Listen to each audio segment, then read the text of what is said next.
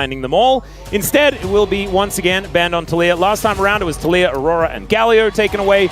And on the side of Gen G, they took away the Pantheon, the Varus, and the Azir. And I assume they're likely to continue down this trend, as the Azir definitely needs to be banned given the fact that the Taliyah has been taken away. But instead, it's going to be a Xin Zhao. So the Aurora up and available if they would like to take it. And of course, if they wanted to play things like the Rumble, things like the Gwen, that's why you ban the Aurora, and now feels a little bit less necessary.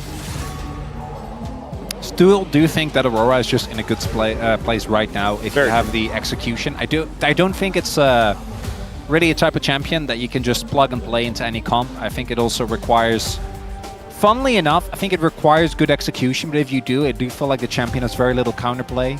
Yeah, it's one of those champions where the things you can do with it, if you're good, feel kind of unfair because of the mobility, because of the stealth, because of the displacement on many of her abilities, allowing her to always be out of harm's way. I already wrote in Azir, but instead it's Jarvan.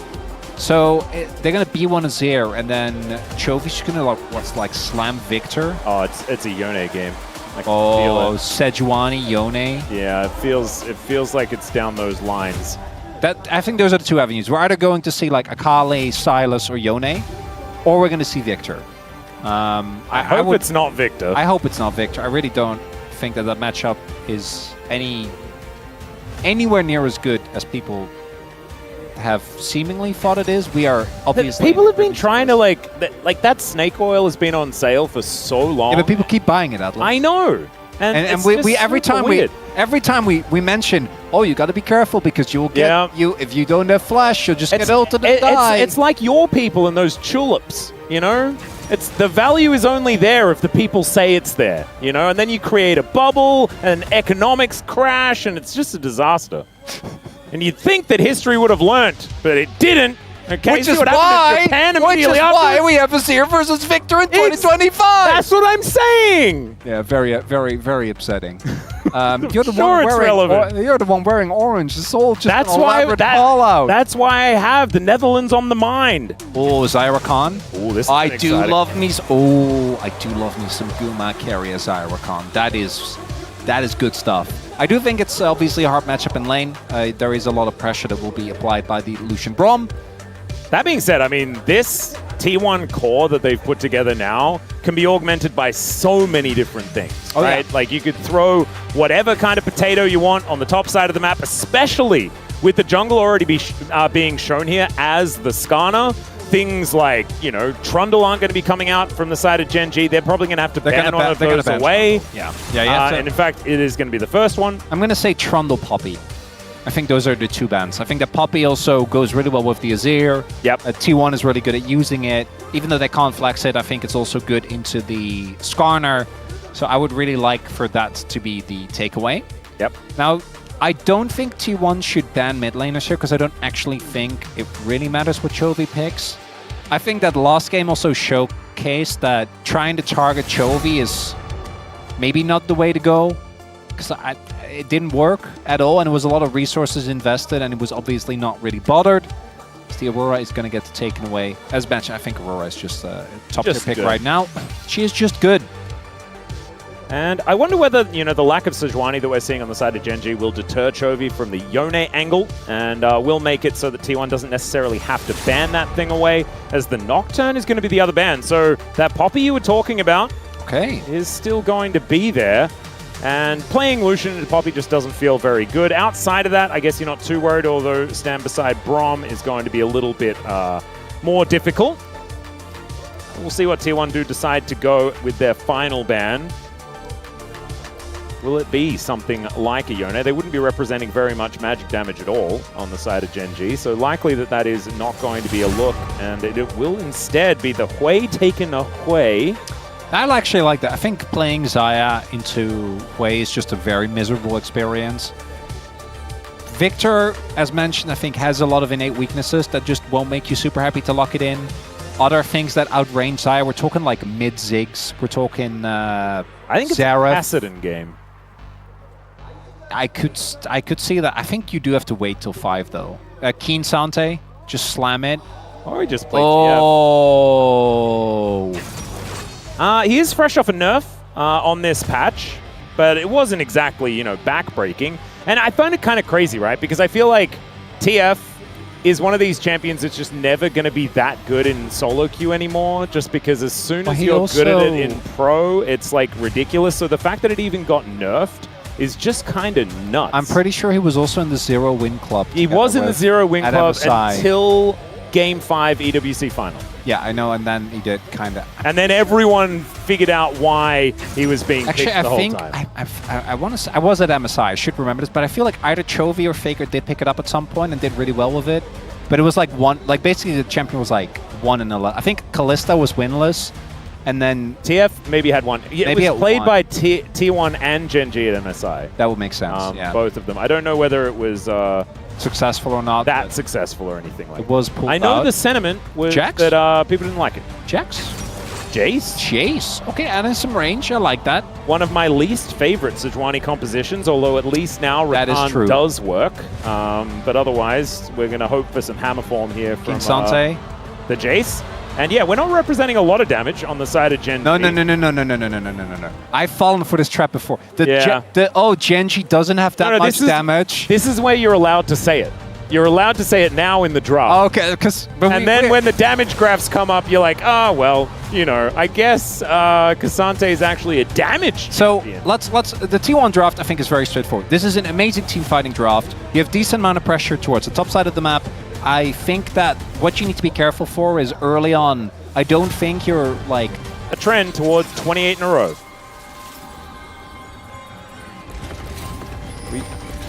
There was yelling earlier. Yeah, I just thought that maybe this time around we'd get there, but we just didn't get there. So it's okay. It's okay. We still had the yelling. It might have been that we had them like earlier on or something like that, or maybe there's like a time difference scenario. I'm not entirely sure. It's fine either way. I don't need fan chants, all right? I actually, I made a post about this as well during MSI. So there are, for me, say that you have the classic scenario like aliens are invading, and we need a setup that wins us a 5v5 league game against the aliens, right? And there were two duos that I named. So it's kind of like the United Stars in Space Jam. Yeah, basically like who would you want when your life is on the line, when everything comes down to it? One of the combos was Guma on Zaya, carry on Rakan. Because I've seen them do truly... The other one was Keen Sante with Canyon Nidalee. That's a pretty good one. Now, we don't have the Nidalee, so I'm a little worried for Gen G. It's really what I was kind of heading towards. Yeah, I didn't quite know where you were going, but you did get somewhere. The whole alien invasion thing really threw me. Have you never seen that? It's like a very common Space Jam. Yes. Well, no, but like the sentiment of everything is on the line. Who do you ask to? You know, if I'm... so like in Game of Thrones, where like Tyrion asks for us for a second, Ron comes in and saves. If I was arguing about League of Legends minutia, I would pick Orcs as my champion, and I know you know, like in that way. Yep. That's kind of what I'm leaning towards. If I needed someone that would make an argument for why Blast Cones suck, we got Brendan Fellas right there. Yep. I do think that Faker being on Azir is also a pretty good one. That's maybe the list. Maybe that's all you'd need. And honestly, T1 has a large selection of things they're pretty used to playing. Owner Sejuani has been up or down, as Canyon is going to pop into this top lane to pay Doran a visit. See whether they do get a flash, and they do. So Doran is going to make his way out, but does have to use a pretty important summoner spell. Now Keen going to be feeling much better in that lane, although he wasn't feeling great earlier on. Bit of a drive-by here by Owner as he moves towards the top side. Has cleared out his entire bottom side, and it is going to be now up to Canyon to head towards his bottom side jungle. See if Kane is able to use that. The early level is going to be really rough. Post 6, you obviously have a lot more kill threat, so should be looking better afterwards. Canyon, actually interesting pathing here. So full topside player into attempt to gank towards top. Doesn't actually get the wall slam. That could have been the difference maker between actually getting a kill. But without that, not going to be the case. Still gets the flash. And isn't really that far behind. Is about like a camp behind, I think, when all is said and done. Yep. Although, as I'm looking, doesn't even look like that's really the case. Owner also showing in mid earlier on, as we do have Canyon now done with his Gromp. And as expected, Duro and Ruler should have prio in his laning phase.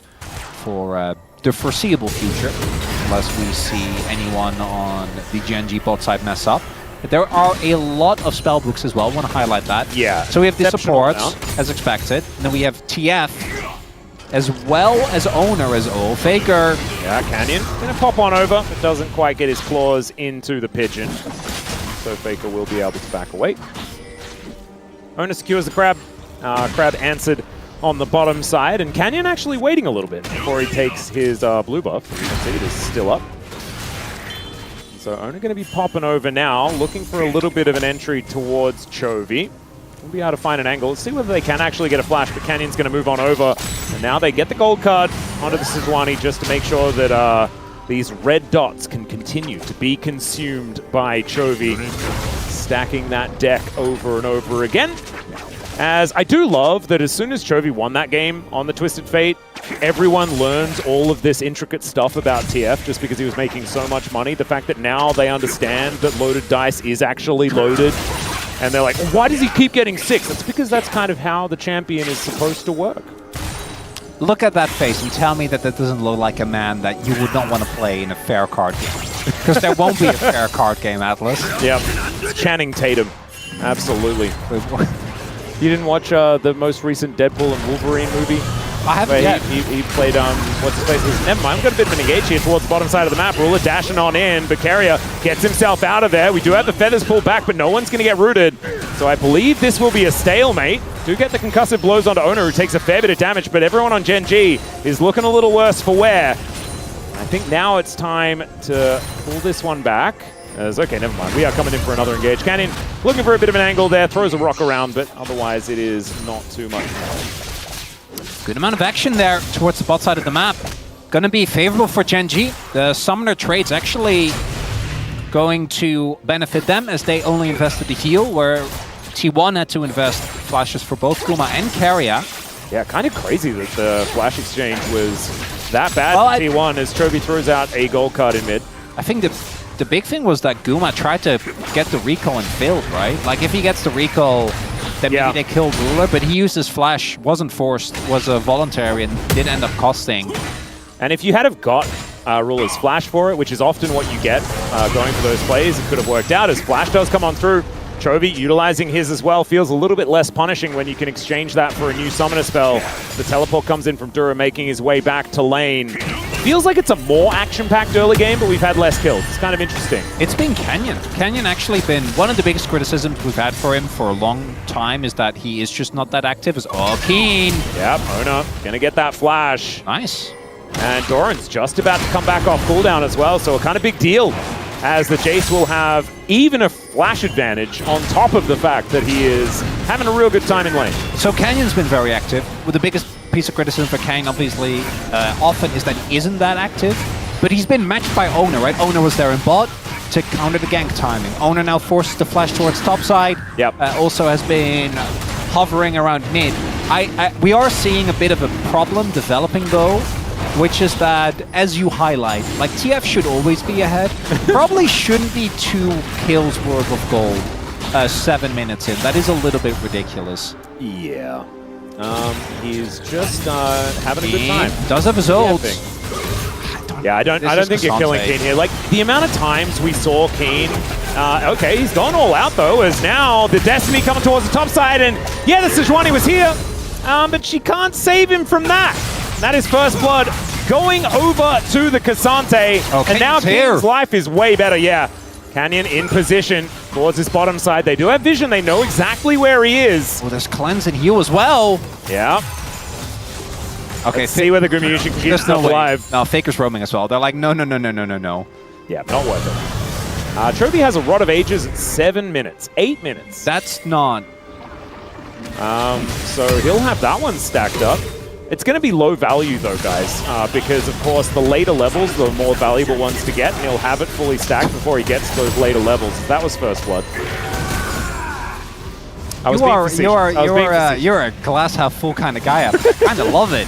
For T1, and that was a glass half full for T1, and that was sarcasm because GENG are pretty happy with the fact that he picks up a full item. It's also the one big lead that they had was towards the top side of the map, and that kill on Keen is a big deal. You know how you were saying it's 2 kills worth of gold? Yeah, it's almost free. Yeah. Yeah.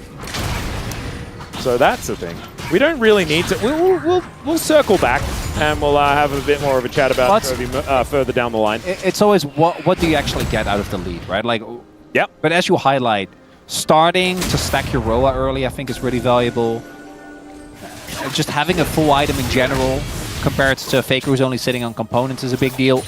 The grubs were spread 2-1. So 1 for GENG, 2 for T1. Yep, and also, like, for Twisted Fate, you just kind of want to get to your rapid fire cannon and your Lich Banes and things like this as quickly as possible. I feel like his build adds so much utility to his kit along the way. And so the acceleration in gold really going to be very helpful there. Something we've been talking about for millennia, is what it kind of feels like. Because he's been virtually unchanged, right? Yeah. For the longest time. So we do have Canyon just continuously trying, but maybe gets oh, there's the Impale. Almost catches him max range, but Faker a little bit faster than Canyon was expecting. Faker still has ult as well, so I think Canyon knew, like, if he flashes, it doesn't really do anything. He just wastes his flash. Not going to do that. And we do need to reiterate, T1's comp scales monstrously well. The only Especially into teamfight. Yeah, the only part that doesn't scale super well is obviously with Jace. And, like, I think even in Jace's case, Jace to me is just one of those champions now that just kind of always is good. Like, Oh, gonna get exhausted here as he does cleanse it. Carrier looks for the charm, but he gets the flash instead.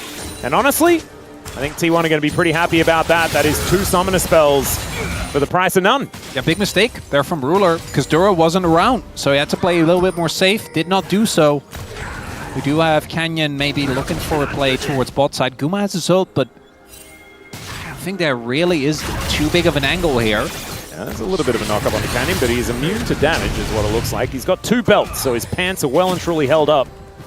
Maybe he has, like, one is the pant and the other is, like, over the chest, like one of the cool belts. I mean, like a tactical with this belt. skin, you don't even have legs. So Well, I don't know what the pants are doing, but he does have 2 belts for them. So it's double cross, you know, like across the chest, and he just has, like, a bunch of Oh, no, he's got 2 belts because you need 2 belts around the caterpillar track things that he's got. Oh, it's it all makes sense. It's a different kind of belt. Oh, yep. I was just thinking about the wrong belt. I'm sorry I didn't back you up. Yeah. Actually, he can have 2 more belts because he also has the things on his arms. All right, so we need to build more belts. Canyon needs to make sure that he gets a Warmogs on the way. I also have seen a good amount of Twitter discourse about, like, actually the optimal, you might not like it, but peak tank performance is just building giant belts. Well, then it also makes sense because he needs so many belts because he's a machine. Yup. It's glorious. Well, Destiny is not exactly kind to Doran here towards the top side of the map. As Keen's going all out, Trovy's going all in, and Doran is real dead. That is a kill going over to the Twisted Fate. We were talking about a kill worth of gold. Well, he has that now, as Flash is going to be invested here by Dura to get himself out of the way of the Emperor's Divide. But he's still moving forward. Ruler lit on fire here as Owner comes on over with a summoner spell that he didn't have at the beginning of the game. Love that. Owner with the Aura Ignite. You love to see it. As Trovy has now parked himself on the top side of the map, and he's going to look to take that one down. That should give T1 a bit of an angle towards this dragon. Bit of a check-in when it comes to feats of strength and how we're doing there. If T1 do manage to take down this dragon, then they'll only need another objective to be able to lock down that portion, as GENG 1 kill away from the feats of warfare. And Chovy's getting to work on this turret to the point where we might need to be talking about first turret blood as well. I don't know whether he's going to take it on this push, as that is going to be a Chemtech dragon. Keen finding a little cute, and is going to be eating a bunch of CC and feeling happy about it. As Doran, not again. He just got back. He doesn't want the dying spree. Not a dying spree, as that's a bit of a drive-by. It doesn't quite work here for Canyon, as Chovy does find a blue card. Not sure about that one, as Doran's going to be able to take down the Skana, and it's a disaster here for GENG as T1 even out the kills and well and truly strike back. Carry up the hero that Doran needed, making sure that his top laner stays alive after these continued dives. And now, all of a sudden, T1 is winning on multiple sides of the map. We're able to push in bot. Bullying Keen off the turret is Chovy. Yeah, this is a big deal if they can lock down this kill, and they got 3 people here. He wants to deal with the minions that are in position as he flashes away from his turret, and that is going to mean that he's dead. Cute little gold card towards the end there, but not going to be able to get too much. He still has a massive gold lead, but he's now not on the map. And GenG kind of falling apart at the seams. We were talking about the feats of warfare that GenG was so close to getting. T1 just claimed it, and now they just need to get another dragon, a herald, something like that. They'll be sitting pretty. Bit sloppy there for GenG because they could have called this off, I think, the moment they spot that Rakan. Yeah. But instead, if Canyon just flashes out instead of trying to prime with the ultimate, I think they just get out instead and they're fine. But they try to actually make it work.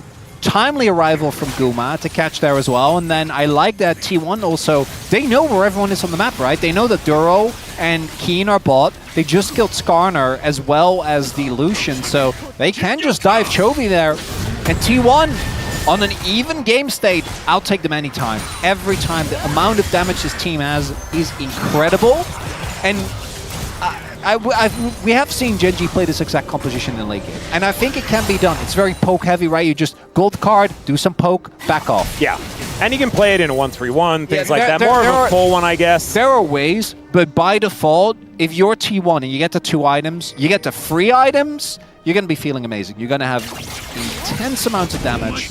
You're going to have, I think, as long as you actually stick together, not a lot of weak spots, not a lot of people that are easily targeted, right? There's a lot of mobility, there's a lot of beefiness. Really only Doran can be found, and between owner and carry, I don't think they're going to let his their body go down that easily.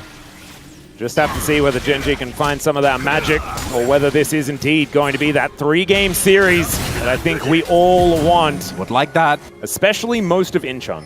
As they are all there in the stadium. Let's just see, as Gumayusi taking a lot of damage there, and in fact the culling comes on out here from Ruler. Owner going to be blocking that one, but Gumayusi is out of this fight now. Does have to eat the honey fruit. Chovy has ult. Gotta be a little careful. Yeah. Probably doesn't want to use it because I think Chovy would prefer just to be parked in lane. Does actually throw out the Destiny. Hasn't gated around just yet as the gold card does come on through, but that is a big cooldown that they now take as he makes his way back towards the rest of his team. Gumayusi does have half of his health bar back up once again, but Canyon has position now on this Rift Herald. It looks like GenG might be the ones to claim that one, as Ruler parked in mid is going to put on that extra pressure. Are they actually going to get it off that? That's crazy. Kind of ridiculous. I think T1 is still going to look for the contest, and look, Faker making his way over. Yeah, let's see whether the pigeon can find the angle as the Glacial Prison doesn't quite get there, as now Chovy gets the gold card onto Faker.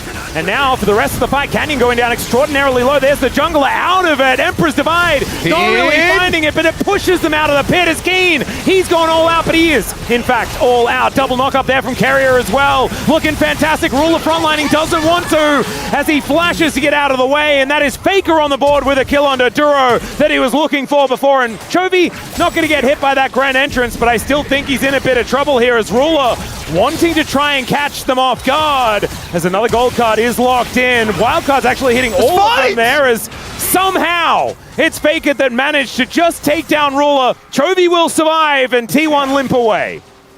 But T1 gonna be happy with that one.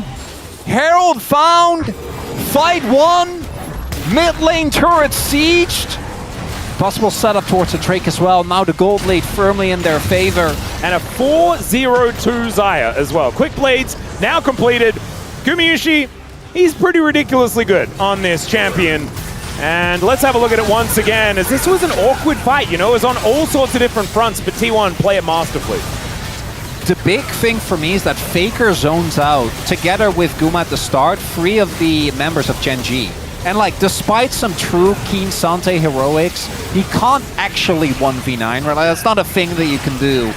So he does get taken down eventually by Guma, by Doran. So the setup of the fight is really nice for T1. And if GenG can't actually blow up a member individually or poke away, we do see their comp struggle a little bit as Ruler and Chovy try to clutch this fight out, but the flash forward from Guma, not afraid, finds the kill. That's now another Drake going over to T1, and I think thus far we are looking good. Yeah. Although Doran might be caught. This is a really awkward position here as Canyon walks over the wall. They get the information here with the Destiny as there is The Glacial Fissure and the Emperor's Divide by Faker is glorious as they lock down Chovy. They'll also take the Skarner as well as Gumayusi in a little bit of trouble here as Keen manages to get one back, but it's only on to Doran. And T1 are now chasing down the remaining stragglers of Gen.G, and they do it so well with this composition. There's the culling. It doesn't really do too much of anything at all as the permafrost not going to connect onto Duro there, but he has to flash to get out of the way. And they'll trade Doran for a whole bunch more here as T1 move to 10-4. And Gen.G is tenacious, but T1 is getting the better end of them anyway. Faker having big impact on this Azir. Consistently finding the plays, and despite the gold lead, which by the way is dwindling. Yeah. And that gold lead for Chovy is now down to 700. That was more than halved. It's kind of ridiculous. It is the dwindling gold lead. Oh, that's the gold lead. Well, there was a lot of dwindling gold leads, Atlas. As we highlighted, very nicely done. There's no flash for Chovy, so he just ends up dying there. Canyon, even if he hits more people, I don't think it really does anything. Cute there that he gets the wall slam on the Doran. That is funny. And then here, there's the attempt, but I actually think this ult from Keen doesn't quite hit the mark. I think he probably was looking to drag him over the wall, like into the pit, and play from there. Gets his Featherstorm off cooldown right there. Right at the wrong time. But also the fact that he basically drags the Xayah towards his team, right? Yeah. Not what he was looking for. Also good cleanse there from Guma. I think that might have been just allowing what allowed him to reposition in a way that made that play work. And I think right now, things are looking really good for a game number 3, Atlas. T1, the only thing they need to ensure is don't throw out Otacon. I think that's really it. You have an incredibly scaling composition. Be careful about the side lanes. Gen.G do still have a lot of burst on single members if they can zone someone off. But you can see so T1, they're death balling, and I think they should. Yeah, it's working. Carrier does move into this tri-brush. They get control vision in the area. The Otacon, this is just gone. Just going down, and Gen.G no real right to head over there. The vision is paramount, and they have none of it. And so Gen.G just going to settle with an outer turret in mid. Guma and carry on the Xayah and Rakan. The team fighting of these two has been incredible. Look for this as Ona comes on over. They clear out the wave. Cussive blows, and nothing really happens here as that was a cleanse of the air from Chovy. Come on, bro. You got to trust Duro. Trust your buddy. Duro would never, would never let that hit you. I mean, the hitbox of the Glacial Prison is a bit funky. It's so about maybe that was Atlas. why. It's about trust. If you ever tell me I'm going to catch that skill shot for you, yeah, exactly. I would trust you blind. I probably die because of it, but it'd be worth it. And I tell you, you should have cleansed. Anyway, T1 going to be able to secure their blue buff and now look to put more pressure on the map. And it's so hard now as Gen.G's composition to play the game because look at Chovy. He is running away from the minion wave. That is precisely not what you want to be doing as the Twisted Fate. You want to continue that pressure as much as possible. And if you do have control of the map, then you can utilize it. In this case, he absolutely cannot. It's just rough. Now you're getting perma-slowed by the Azir. There are 3 targets you need to deal with because all of them have enough damage to carry a team fight. There is great front line, great engage, this T1 composition. I think we saw in the early game what could go wrong. Some of the picks kind of highlighted how Gen.G would like to play. But here, I think we're going to need to see both a crazy Gen.G team fight, and I think it comes down to, does Guma live? If Guma gets taken out somehow by the Keen Sante or Chovy finds a crazy flank, maybe that can be something. But realistically, T1 should be able to get themselves to Soul Point here. And is the Soul the biggest deal?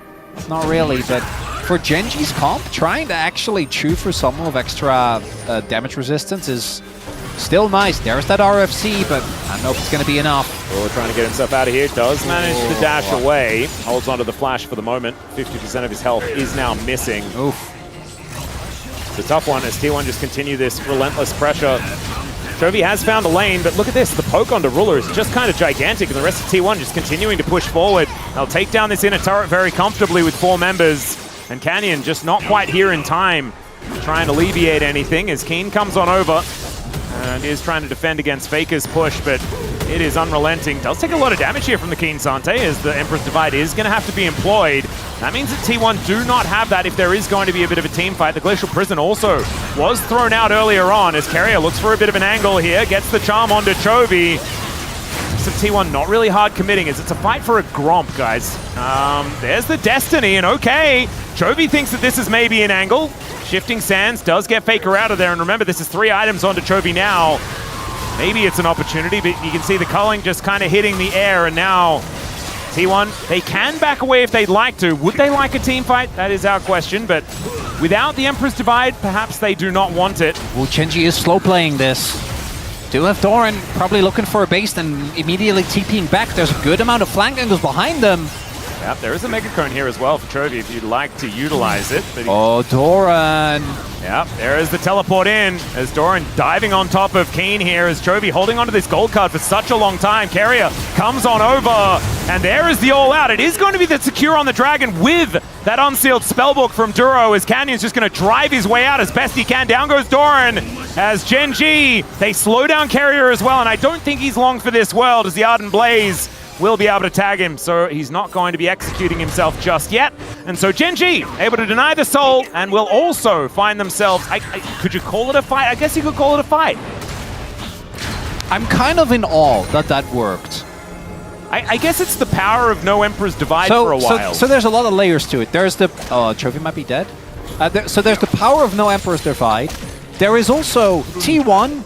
We keep talking about how good their fight is. That is in a front-to-back scenario where you have Owner and Carrier standing for. This is a skirmish. Like, this is a broken-up, messy fight, and GenG are simultaneously forcing T1 to respond to Dragon, because if T1 fully commit to either side, I think they have a large angle to win the fight, even without the ultimate. But instead, Chovy and Keen are 2v2ing Doran and Carrier. They're gonna win that, right? Like, between the TF and the Keen Sante, that's no biggie. And then on the other end, if it was any other Cassante, that would have been a very difficult fight. Oh, I think that might have been rough. But maybe not Dundon.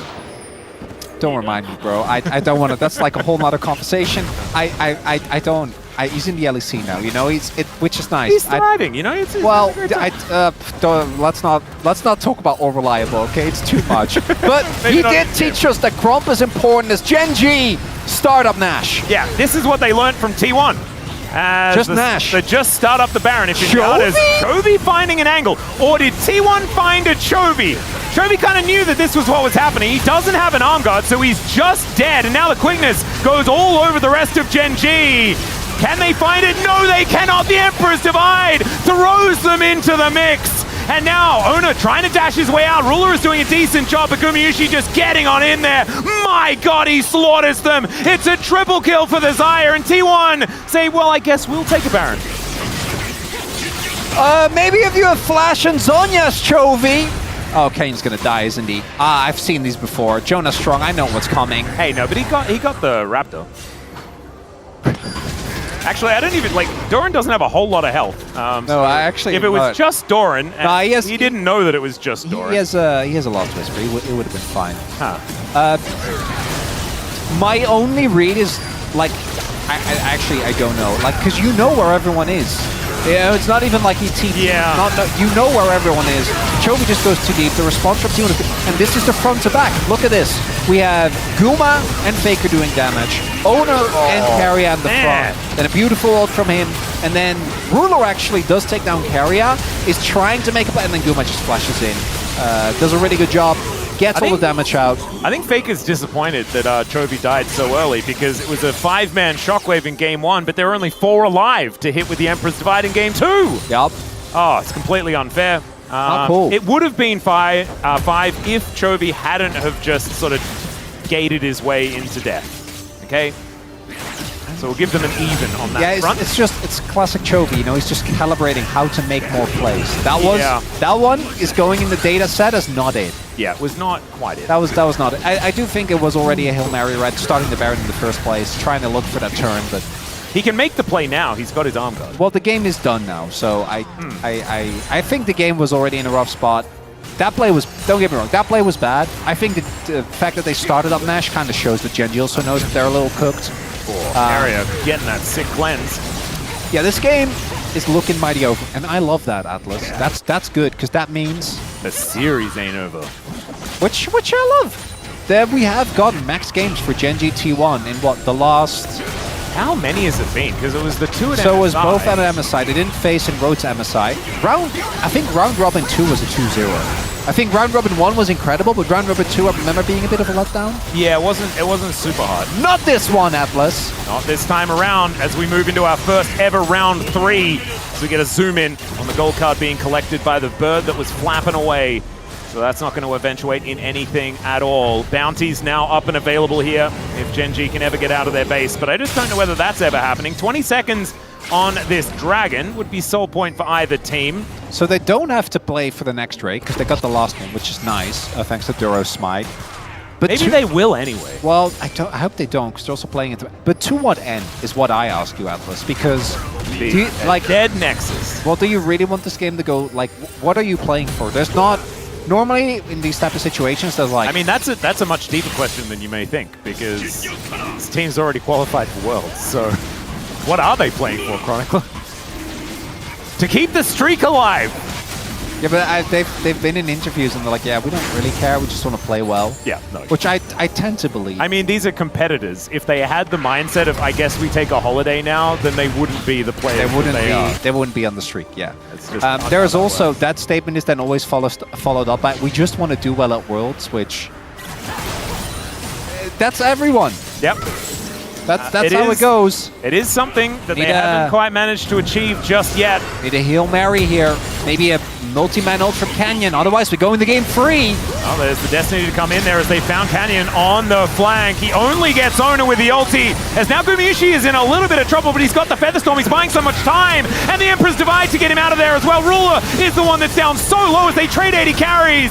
As now Keen dives in, but he cannot pick anyone up. And it's Doran finding his revenge. He'll also get cleansed. Everything is fine. And now Chovy and Duro versus the world as the teleport to get Chovy out of there will be interrupted by Owner. As Doran says, yeah, we are going to a game 3 and I'm going to take us there by destroying these Nexus turrets. And he's getting some revenge after being bullied earlier on. These health bars aren't going down as fast as they really wanted to as Chovy flashes out of the grand entrance. And we're just going to zoom in here on Doran booping down this Nexus with his hammer. Gets the gun out there as well just to show that it can transform. That was real cute. There's a demonstration of that 50 gold that I was talking